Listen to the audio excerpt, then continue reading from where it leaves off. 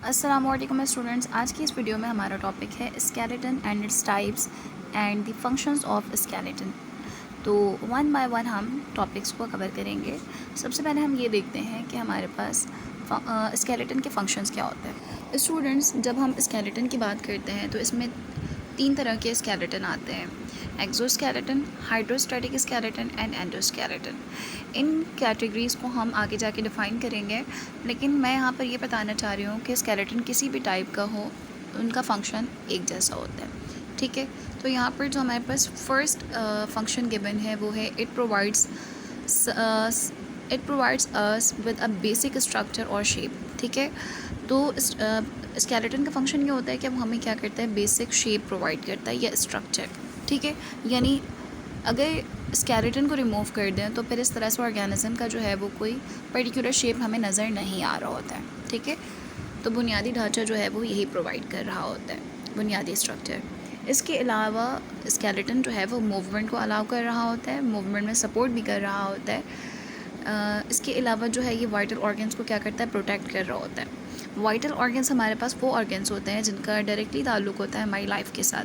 For example, हमारी body में बहुत सारे ऑर्गन्स हैं, लेकिन सारे के सारे ऑर्गन्स के ताल्लुक़ जो होता है वो डायरेक्टली लाइफ के साथ नहीं होता। फॉर एग्ज़ाम्पल, हमारा हैंड है, तो अगर खुदा न खास्ता हैंड डैमेज हो जाता है या उसमें किसी भी तरह की कोई डिसऑर्डर आ जाए या फिर इसके अलावा टूट भी जाए इवन, तो इससे हमारी ज़िंदगी पर डायरेक्टली इफ़ेक्ट नहीं पड़ता।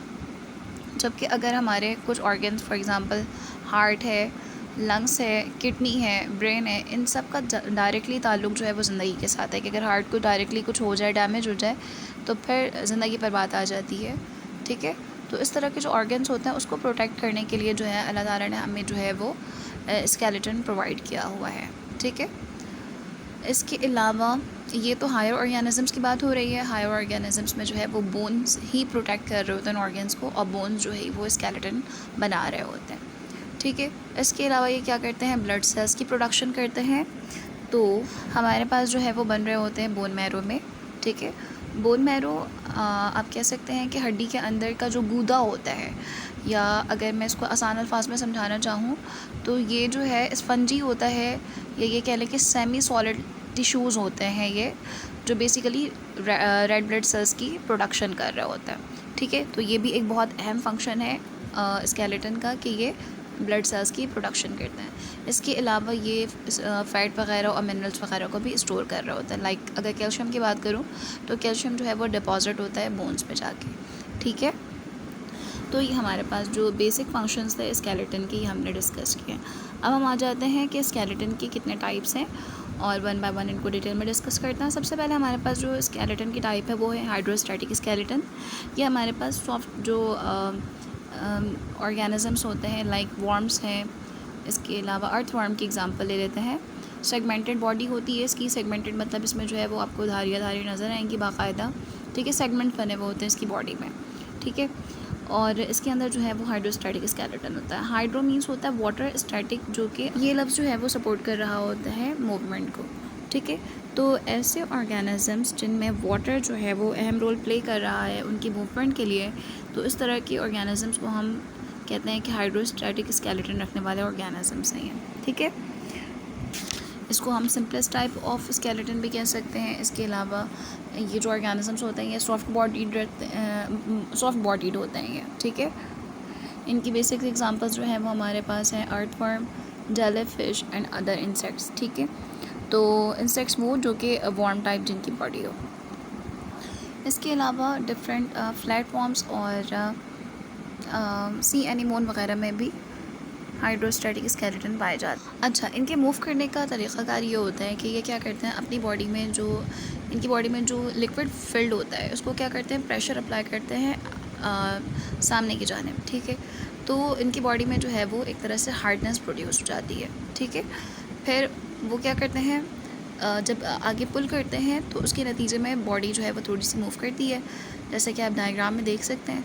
फिर वो उनकी बॉडी का थोड़ा सा पार्ट मूव करता है, देन मज़ीद आगे प्रेशर अप्लाई करते हैं। इस तरह करके जो है इनकी बॉडी आहिस्ता आहिस्ता जो है वो प्रेशर आगे डेवलप करते जाएंगे और इनकी बॉडी मूवमेंट जो है वो होती जाती है। ठीक है, तो ये बेसिकली क्रॉलिंग कर रहे होते हैं इस तरह के ऑर्गेनिज़म्स।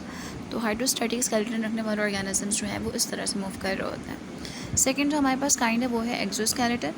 एक्सोस्केलेटन, एक्सो वर्ड जो होता है वो रिप्रेजेंट करता है एक्सटर्नल साइड को।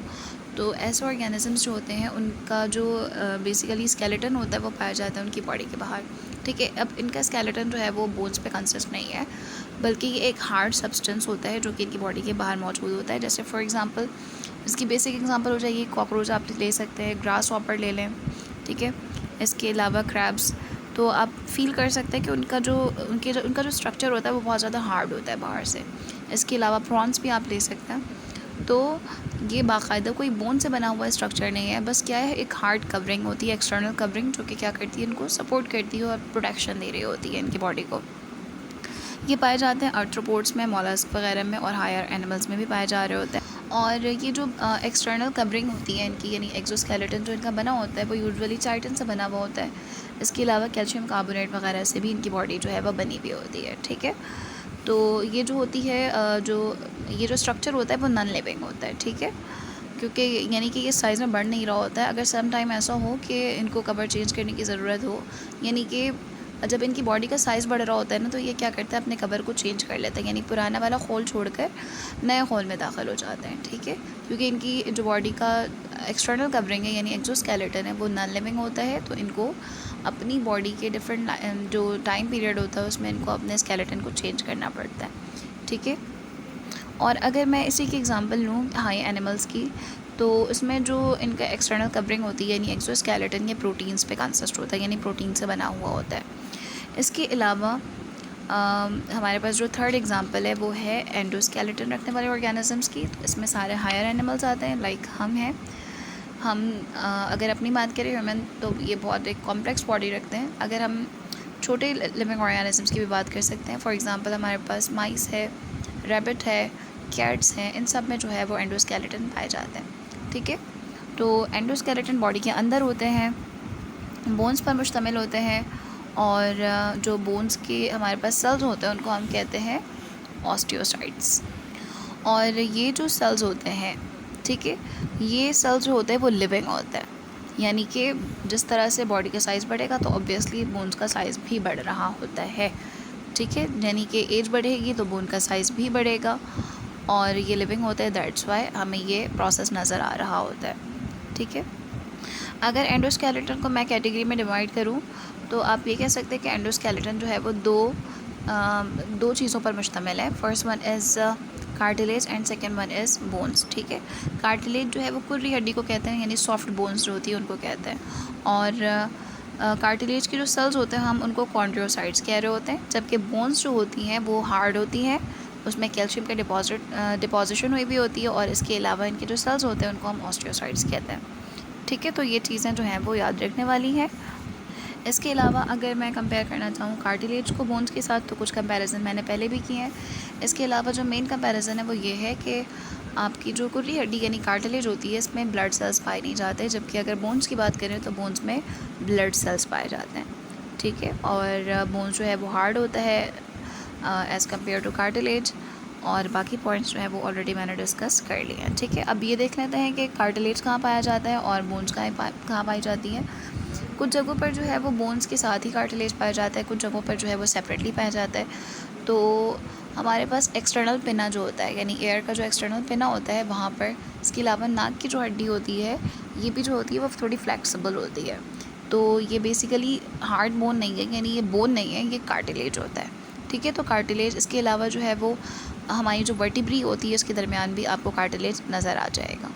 सही, और बोन्स जो है वो आपको पता है कि रिब के बोन्स है, यानी बोन्स तो बहुत सारे हैं, उसको हम फर्दर वीडियो में डिस्कस करेंगे कि कहाँ कहाँ पर बोन्स है। आपके स्कल बोन्स है, स्टर्नम बोन्स है, आपके हाथ की हड्डी है जिसके डिफरेंट नेम्स गिवन है बुक में, तो वो हम आहिस्ता आहिस्ता डिस्कस करेंगे। ठीक है, तो this the end of this video.